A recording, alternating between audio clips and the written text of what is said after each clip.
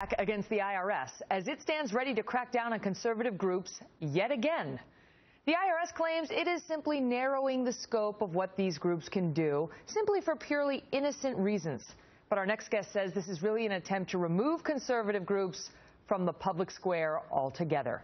Congressman Dave Camp is the chairman of the House Ways and Means Committee. He's with me now. Congressman, good to see you. And so what we have here is the IRS saying, sorry about all that stuff we did before, but we've got the perfect solution. We'll just shut down these conservative groups and other groups, even though it's largely conservatives who are at issue, from engaging in certain voter registration activity right before elections. And that is the solution to all that problematic behavior we engaged in over the past couple of years. And you say what? Well, today in the committee we passed a bill that would just delay this proposed rule for a year. Get it outside of the election, delay it for a year. Let us complete our investigation. You know, I don't even have all of Lois Lerner's emails yet.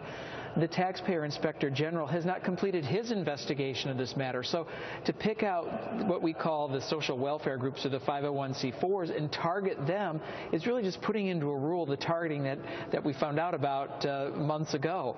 And look, they don't do anything about unions. They don't do anything about chambers of commerce.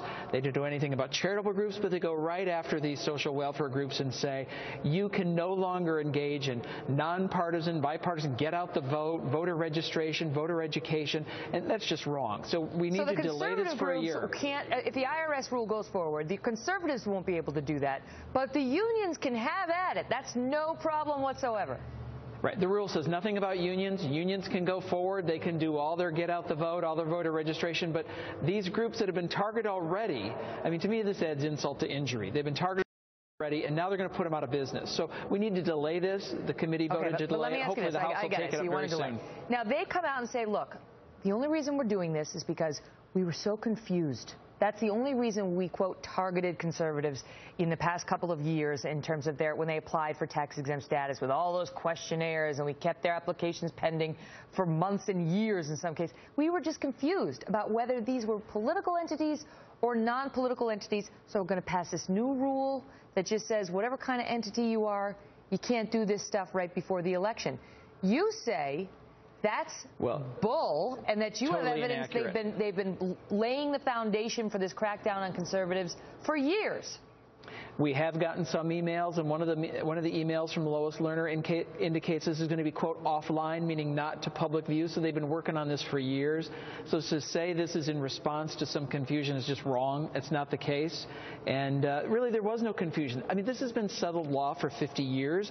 The groups knew what they were doing. This really was brought to the attention of Washington officials in the IRS because of media attention, not because of confusion. The rules are clear, and the groups were following the rules. Mm-hmm. So in other words, the crackdown on the influx, the sudden spike in conservative groups applying for tax-exempt status, the crackdown on them only began once you had media attention on how many conservative groups were applying, and Senator Chuck Schumer and others who were saying the IRS needs to do something about these groups, and suddenly there was confusion at the IRS about them. Let me ask you about this email, because I think it's very interesting, that you uncovered. Lois Lerner, who pleaded the fifth, who would not answer questions before Congress, and who will not give you her documents, was this top IRS official at the center of this scandal. She's now, suddenly retired on the taxpayer's dime. She was on the receiving end of an email from someone at Treasury that you uncovered in your committee that says, this is to Lois. The person says, hey, I don't know who in your organization at the IRS keeping tabs on C4s, that's these groups, but since we mentioned potentially addressing them off-plan in 2013, I've got my radar up, and this seems interesting. She sends an email that talks all about a legal justification for going after such groups, how you can bury them in paperwork, and you can get all sorts of questions that you demand answers for from these groups. What does this mean that this Treasury person is saying to Lois Lerner at the Senate of the IRS, let's come up with this plan off-plan? Is that just offline? What does it mean?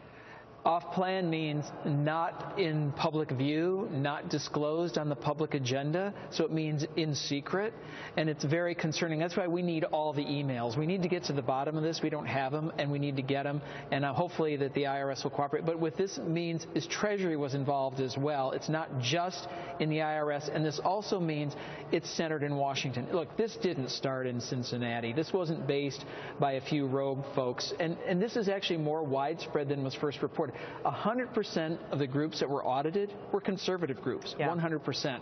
So, look, this is bad from the get-go, and the fact that they're trying to put into a rule before this is even really fully uncovered is just wrong.